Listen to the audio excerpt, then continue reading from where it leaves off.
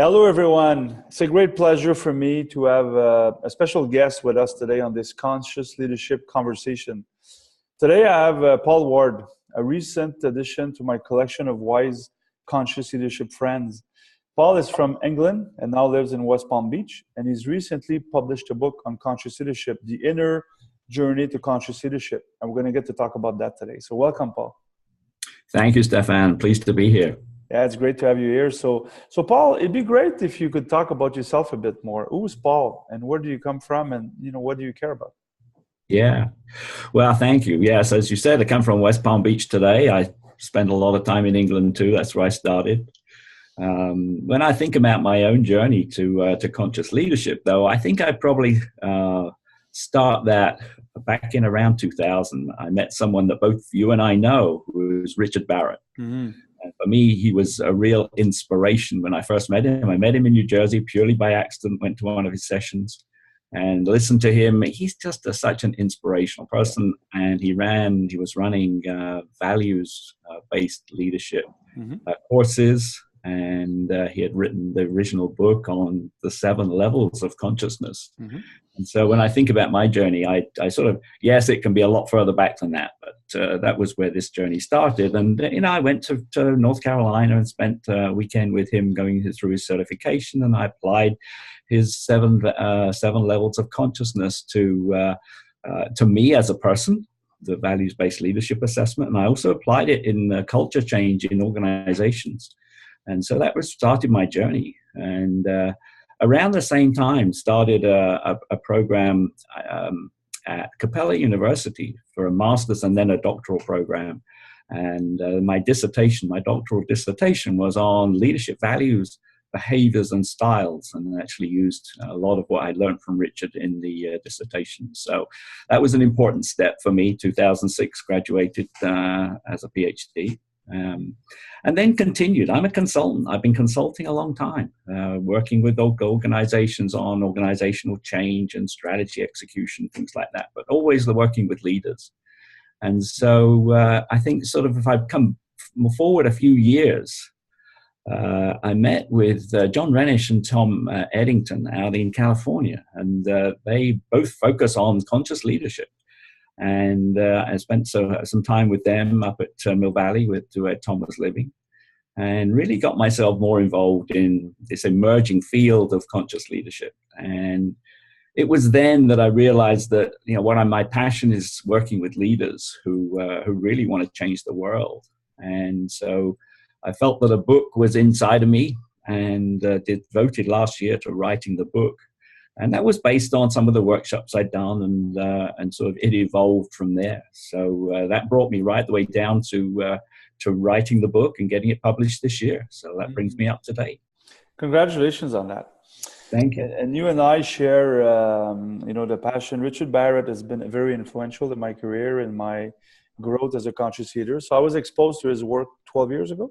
Mm-hmm. When I was a senior leader and I had facilitators coming to help me transform businesses and leadership. And, and now I'm certified through his work, and I've met Richard a few times. So I'm glad we share this common affiliation with him. And, I find that in leadership, values is everything. Mm-hmm. And in life, I've found that consciousness is everything now. and I tell people I used to be a pure capitalist, building planes for the richest people in the world. And now I'm dedicating my life to raising consciousness, just like you are. Yeah, that's great.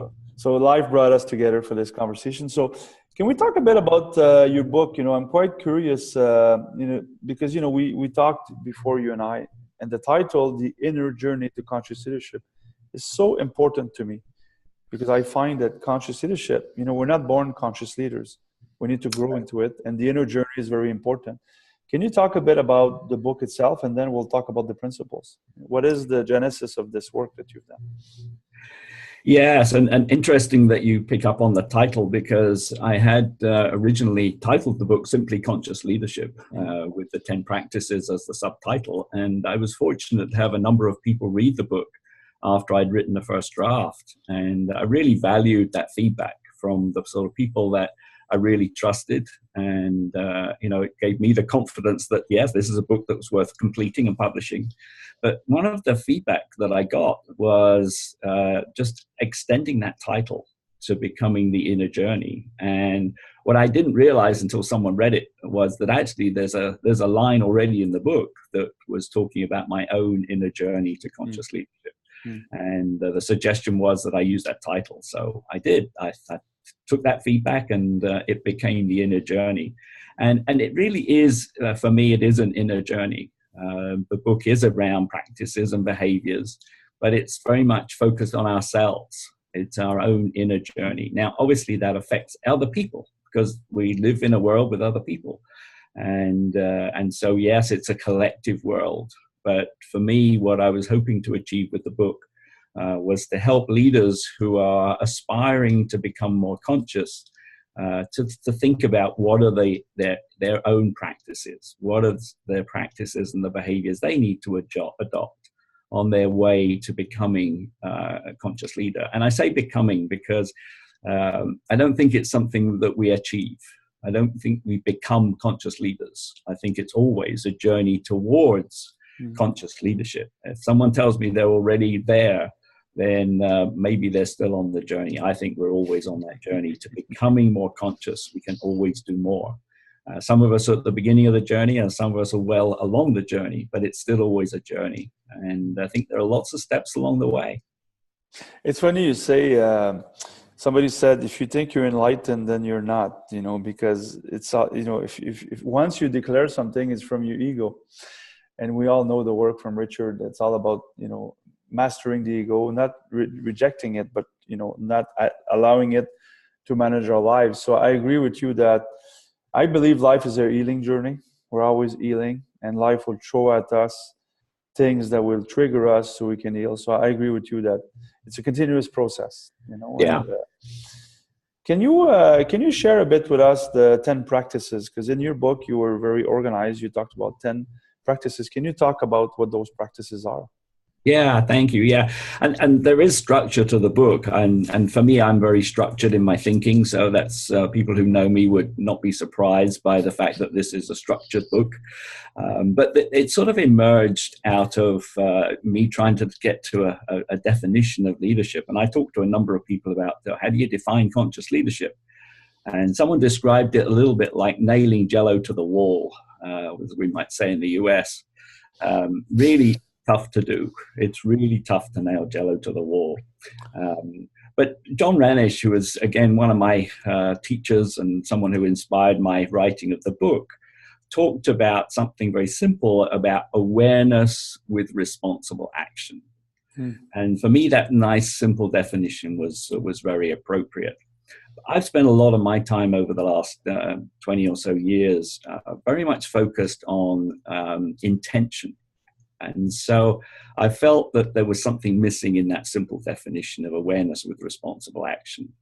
And so I added intention to the definition. And so that's where the structure emerged. So 3 themes of the book, if you like, noticing what's going on, which is partly the awareness, about setting intention, and then the third piece, acting responsibly. So those are the 3 themes. And then within each of the themes, there are 9 practices, and the 10th practice is all the practices all the times. Now, before I just get into the detail of those 9 practices, and then we'll pull them all together, I like to get people to think about questions as they read the book. And so there are 3 questions around those 3 themes. So first thing is what are you noticing? What are you noticing in yourself? What are you noticing in others? What are you noticing in the world around you? But being aware and really noticing what's going on is really important. And then that second question is, what are your intentions about what you're noticing? And I'll talk a little bit more about that in a moment, but I like to make a distinction between intent and intention. So intent for me is about the goals, what is our intent? Where do we want to end up? Whereas intentions for me is how we show up in the world. What is our intention about how we show up? So that's the second question, is what are your intentions about what you're noticing? And then the third question, what responsible actions will you take in response to what you're noticing? So those are the three questions with those three themes that I encourage people to really think about as they read the book and as they practice leading consciously. So that's the big framework. Now, if I just unpeel that onion a little bit, then within each of those three themes are three specific practices. And they all overlap, of course. This is a framework to help me and others think about leading consciously.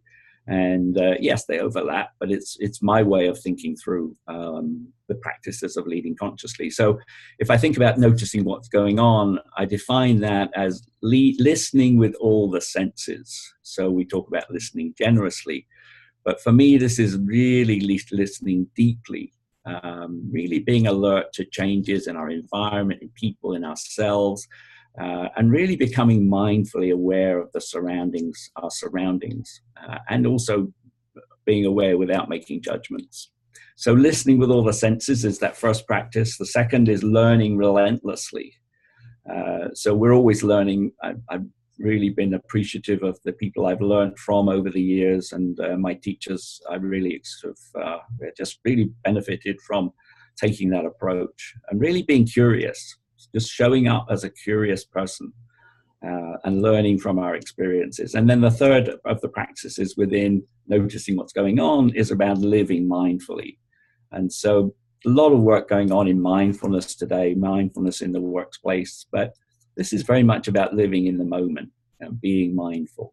And so, really, some of this is our meditation practice. I'm fortunate in Florida, I live by the beach, so I get the opportunity to walk along the beach. I did that this morning at sunrise. The sun comes up here at 6:25. I was on the beach, really starting my day in a mindful, thoughtful, meditative way.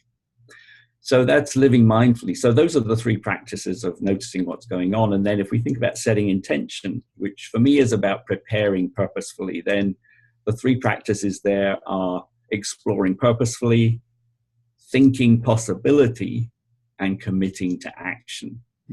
So those are the three practices there. And purpose for me has always been a critical part of what I do. I like to be very clear about what my purpose is, both as an individual and in the businesses that I'm involved in. I'm also I like to be a possibility thinker. I like to think that, things are going to happen. It's very easy to show up with a negative outlook. And I used to do that. I try to be a lot more of a possibility thinker. And then committing to action. Really is important that, once we've defined where we want to go, is actually committing to making the step forward and really committing to acting responsibly, which is that third theme. And so within the third theme, the three practices are speaking candidly. And I think there's an opportunity for us to speak more, being more straightforward, more unequivocal, really delivering our messages with a lot of respect and kindness for people. And that's the next practice there is acting with integrity, really being honest and really acting with integrity all of the time. And then the ninth practice, the third in this group, is taking responsible action. That's a huge topic, of course. Sometimes it's very much about how we behave. It's on a spectrum, if you like. Individual behaviors, really responsible action in how we show up in the world. But it's also about being socially and environmentally responsible. We can see the need for that around the world today. And really sort of taking full responsibility for all aspects of our lives. And also supporting others who are acting responsibly. So that's the 9 practices. And as I say, I went for 10 because I thought that all the practices all the time represents the 10th practice. So that's a very brief summary of the 10 practices for leading consciously, and each chapter goes through each of those practices in the book. And obviously, there's a flow there. There's a flow from the noticing through to taking responsible action. But you don't need to take that flow. You can dip in and out to each one of those. We're all learning at different paces, different speeds, and looking into each of those practices, we'd have a deep dive. So that's a little bit of the of the 10 practices for leading consciously. Thanks for the brief summary. It's very captivating to me. There's, all of it sounds interesting, but there's 2 or 3 words, 3 or 3 topics that emerged, that triggered me this morning. So one of them is listening. Mm-hmm. I've been reflecting a lot on my own listening recently, because I find in leadership and in school, most of us are taught to speak. We have speaking class, we have presentation class, oral presentation, but I've never followed a listening class. And I've discovered that in conscious leadership, we have to become really good at listening to people, but also to listen what wants to emerge, what wants to be created through us. So can we spend a few seconds talking about listening? Any advice you have to people to maybe become master listeners? Yeah, that's listening really is important. And I think one of the challenges is that we often just listen with our ears. Mm-hmm. And that's why I use this phrase, listening with all the senses. Mm-hmm. We know when someone says something that affects us in some way, that something changes in our bodies. Sometimes you can feel the hairs on the back of your neck coming up, the tingling on the spine. Sometimes it's a reaction where your muscles tense. There's all sorts of physical reactions. And so I thought about listening with all the senses is being really sensitive to what's happening, not just in listening to the words through our ears. And so it is about what someone else has called feeling all the feelings. And so things like emotional intelligence are really important there.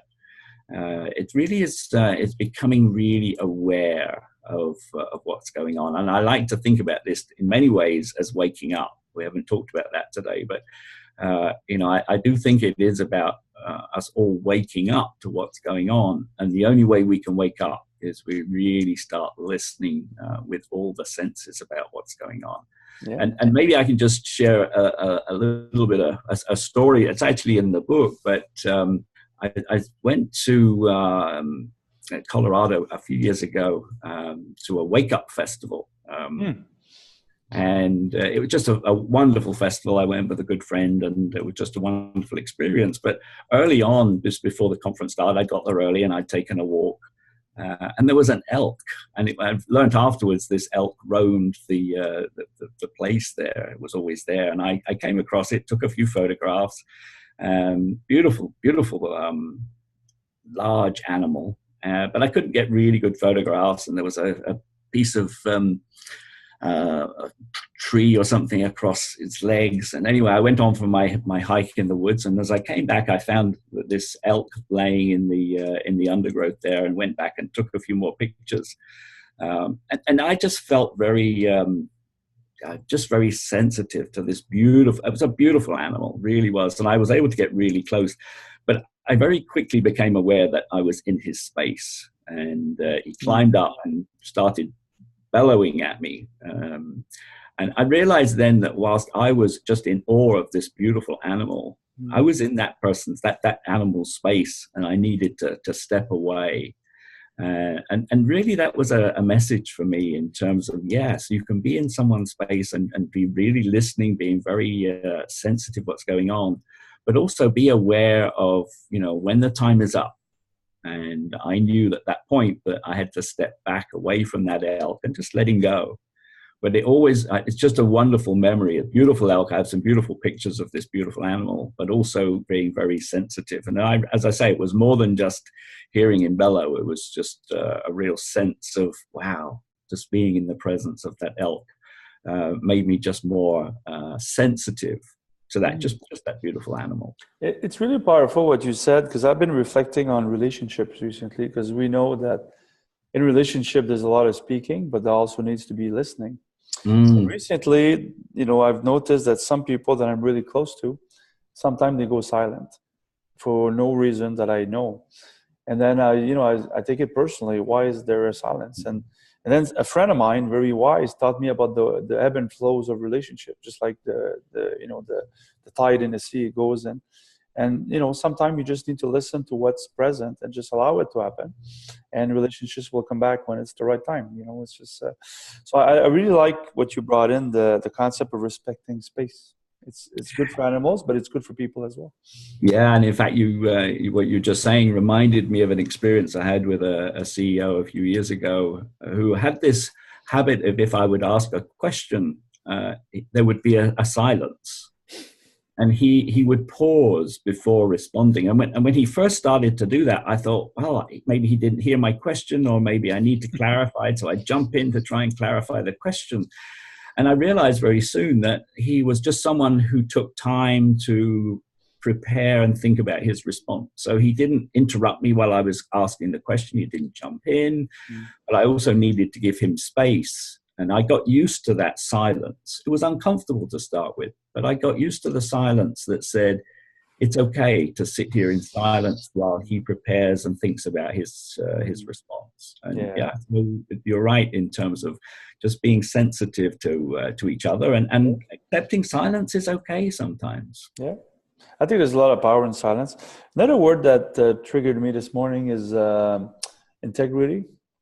You know, it's a word that I really, really love, because I find, and you know, I always work on my own integrity.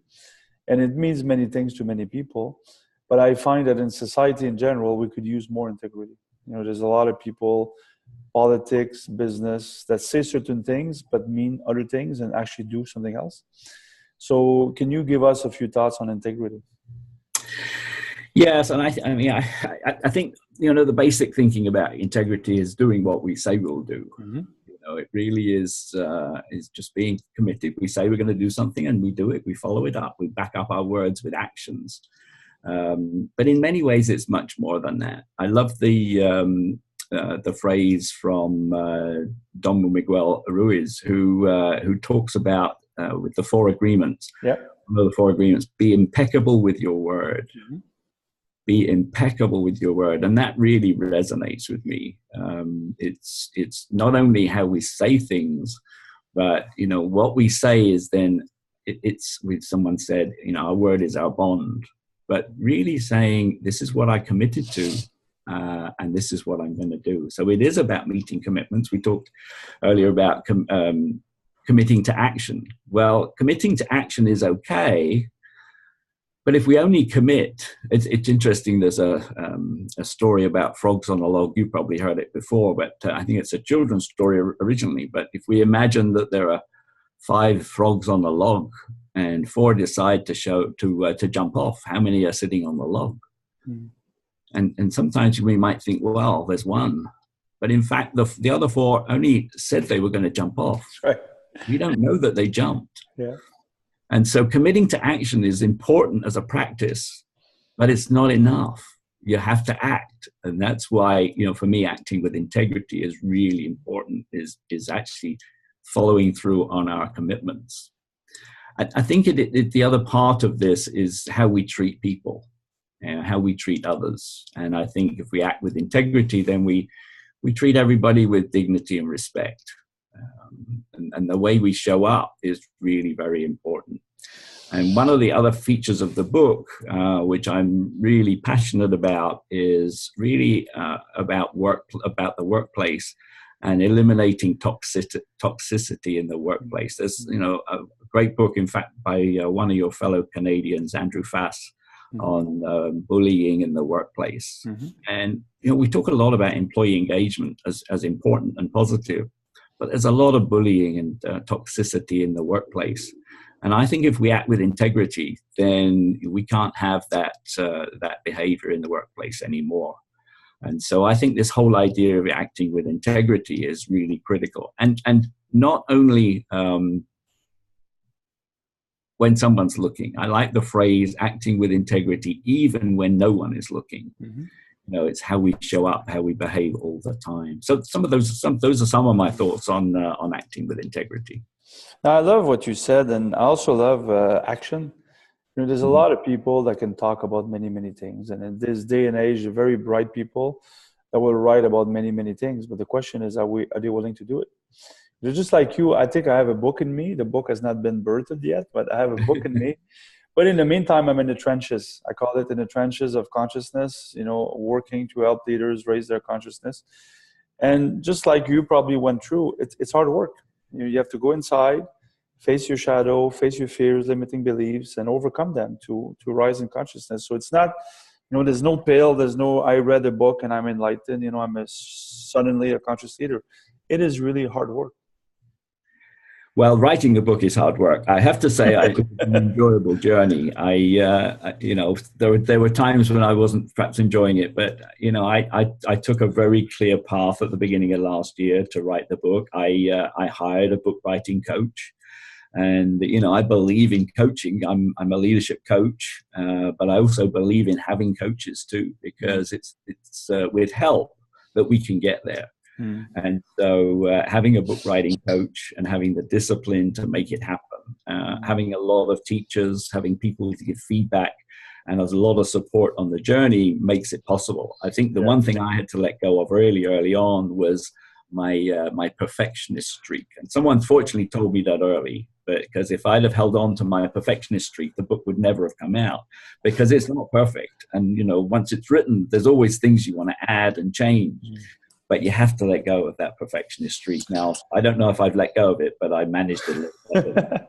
I have a book writing coach. Her name is Carolyn, and I have a meeting Friday. She's brought me to the carpet. She says, Stephane, we have to get things straight now. You have to get disciplined. And I think I have to overcome my perfectionism. I think there's a bit in me that says, who am I to believe I can write a book? When I read Richard's Bad at Work or people like that, I say, who am I to think I can write a book? But Richard wrote his first book 20 years ago. He didn't write a book before, so, and he gave me very precise advice as to how I should write my book. So I think it's time for me to commit. Let me ask a few more personal questions. Talk about commitment and action, and your coaching, and you as somebody working to become more and more conscious in leadership. What are you deeply committed to? Yeah, I think that's an important question, and something I often ask. So there are a couple of areas I think. One is, I think, is the way I describe the purpose of the work that I do, which is to do with making the world a better place to live and work. And that captures really what I'm committed to. So it is about making the workplace a better place to go to. I want people to go to work because they want to, not because they have to. And people do. People go to work every day because they have to. They have to make a living. But some people go to work because they want to. And, I want people to go to work because they want to. So it's a lot about work, but it's also about life. And so, I'm very committed to the environment. The environment for me is really important. Now, that's a big topic. And, when I think about the environment, I live on the beach in Florida, rather too close in some ways, because if the sea levels are really rising, this little barrier island on which I am will not be here in a few years' time. Now, I don't know how many. But, the other thing is, I said I walk along the beach. And there's just so much stuff on the beach, some of which gets left behind by people and some of which gets washed up on the shore. So cleaning up our environment, our physical environment, is really important to me, the state of the oceans. But environment, again, is a huge topic. And so for me, that's what I'm committed to do, is really work on our working environment and our living environment. Those are the things that I'm passionate about. Yeah, I'm passionate about those things too.